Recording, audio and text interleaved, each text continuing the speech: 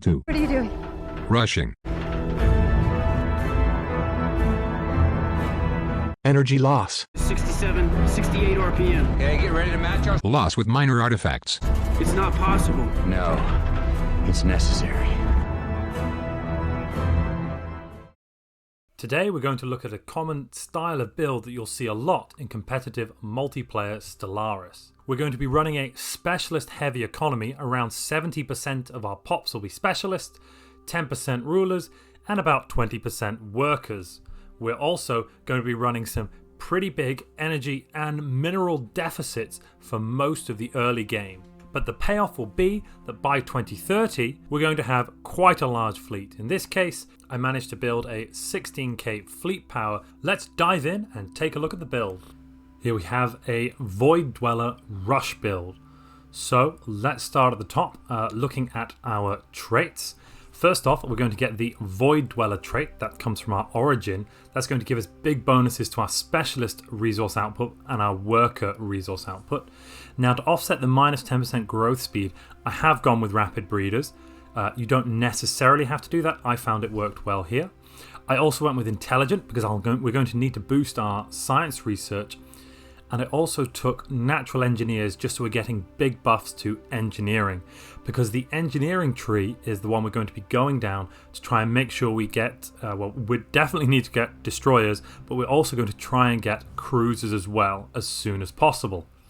Then government and ethics, so I've gone with fanatic materialist. That's going to give us boost to research speed, but most importantly that's going to unlock technocracy, which we're going to need to get higher unity output to unlock some specific traditions, and also to get more science directors, because with this build you're going to start with 3 space habitats, and within about 3 or 4 years you'll be able to upgrade the planetary administrations on 2 of the habitats, which don't start off with the upgraded planetary capitals, and then you should have 3 science directors within the first 4 or 5 years. So you're really going to have nice science research output.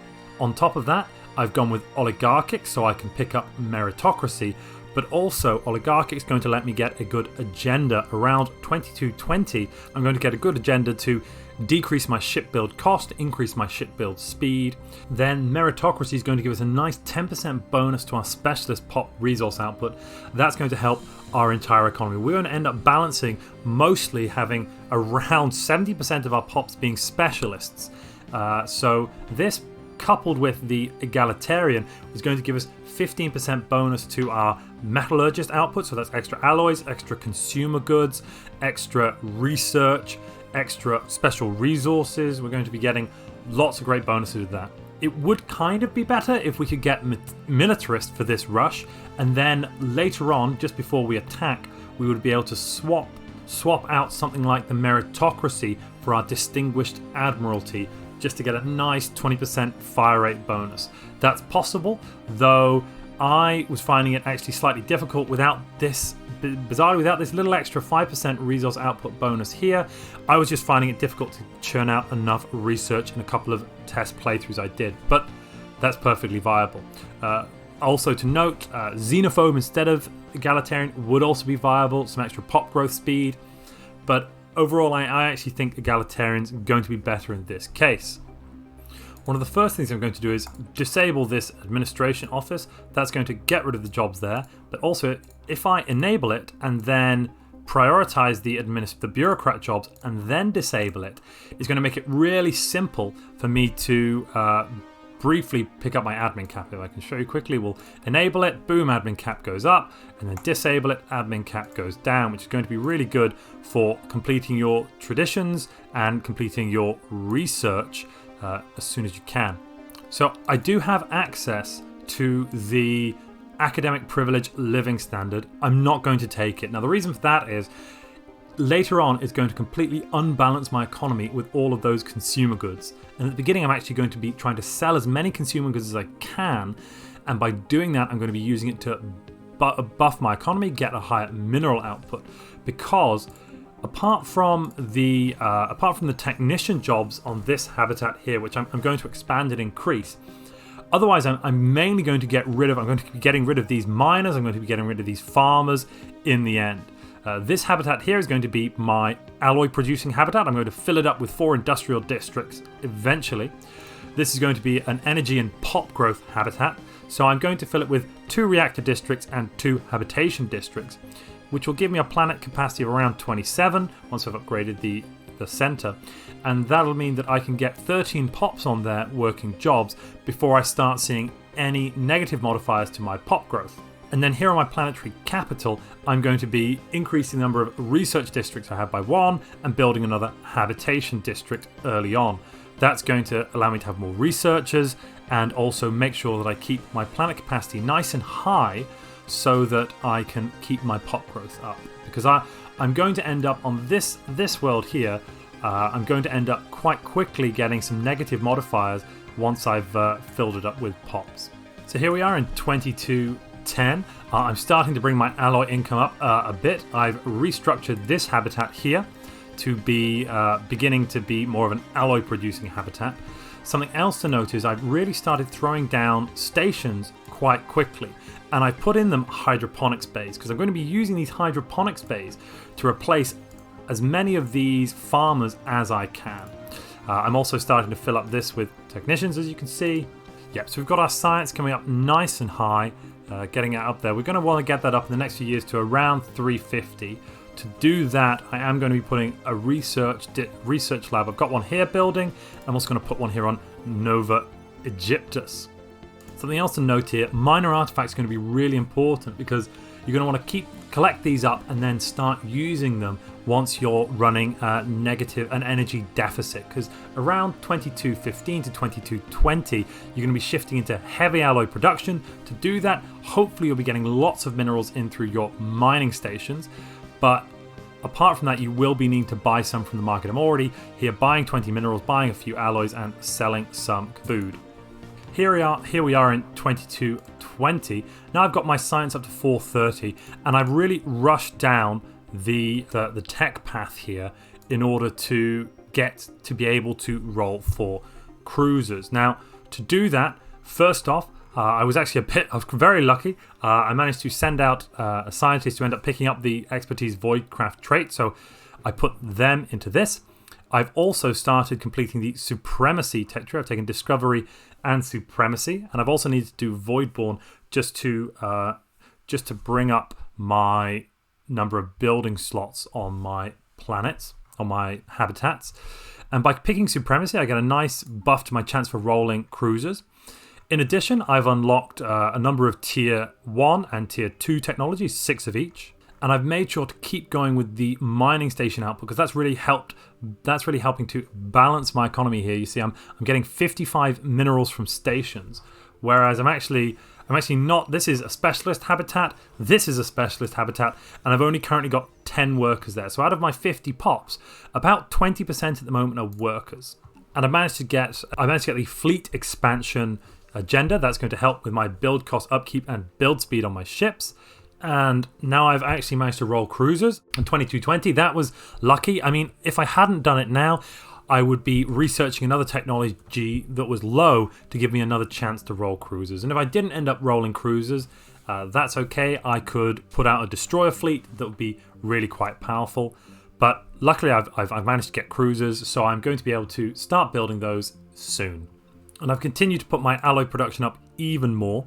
After I unlock this tradition in supremacy as well, I'm going to switch my policy over because at the moment I have marketplace of idea policy. I'm going to switch that back over to wealth creation because I won't really need the unity, but I will want the energy to keep my economy up.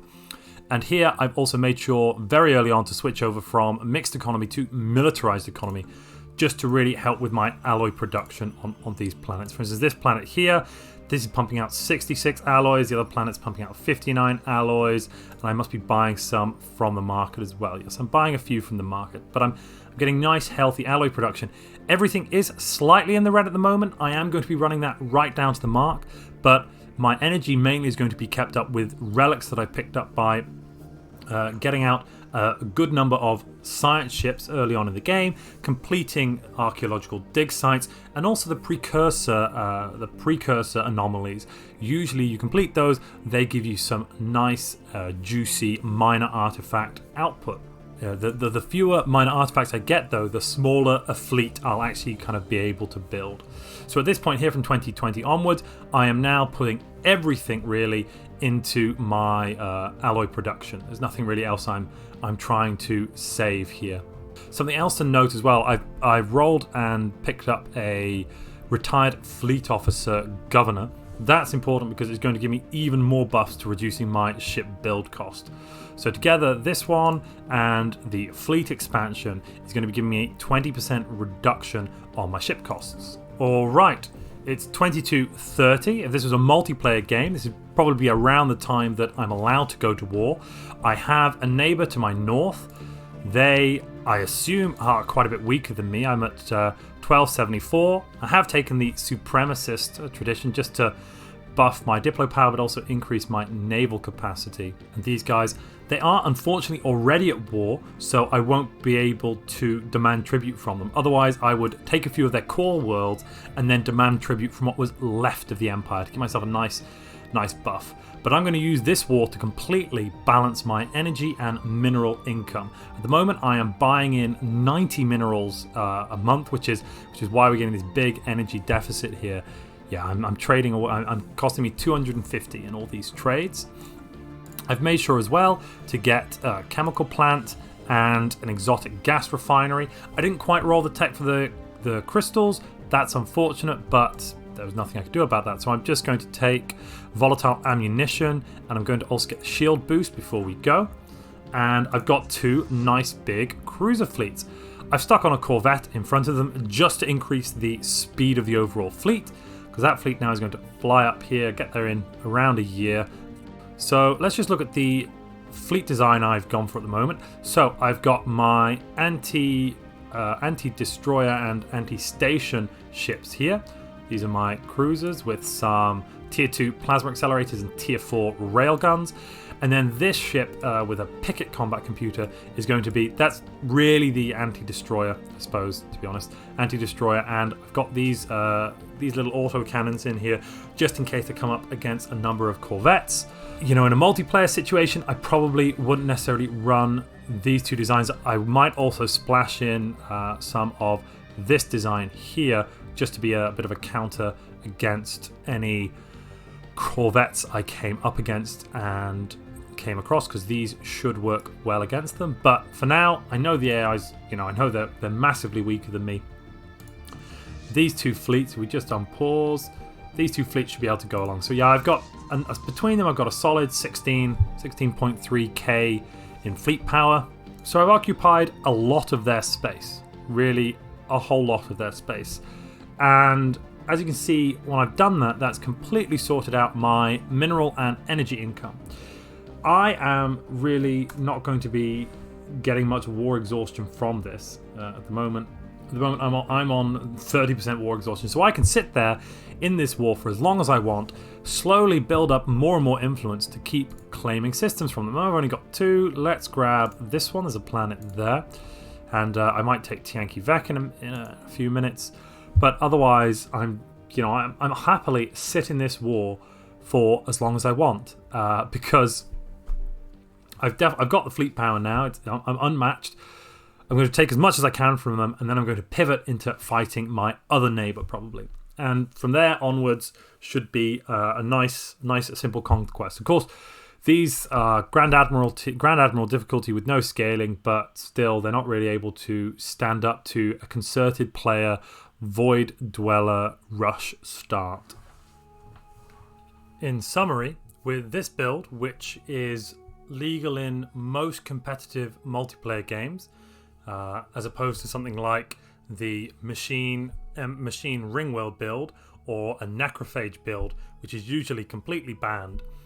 This build is legal. You can get up to a nice comfy 16,000 fleet power by 2230 and then rampage your way around the galaxy. A quick note actually on the beginning of the video on the actual empire itself. So I went with meritocracy instead of slaver guilds. Now in 3.0, slaver guilds have received something of a nerf. No longer do you get the slave bonus output to your resources when a slave is working a specialist job. You still get the reduction in consumer goods upkeep, but overall, I don't really feel that reduction's worth it. I'd much rather get a 10% bonus to my specialist output, which will here do me a lot better. I mean, I'm going to be 70% specialist to 20% workers, so really I feel that meritocracy is the better pick. I hope you've enjoyed this video. If you have, please leave a like. If you've got any feedback for me, please leave it down in the comments section. If you'd like to see more content like this, please subscribe. In addition, if you'd like to support this channel, there's a link to Patreon in the description below.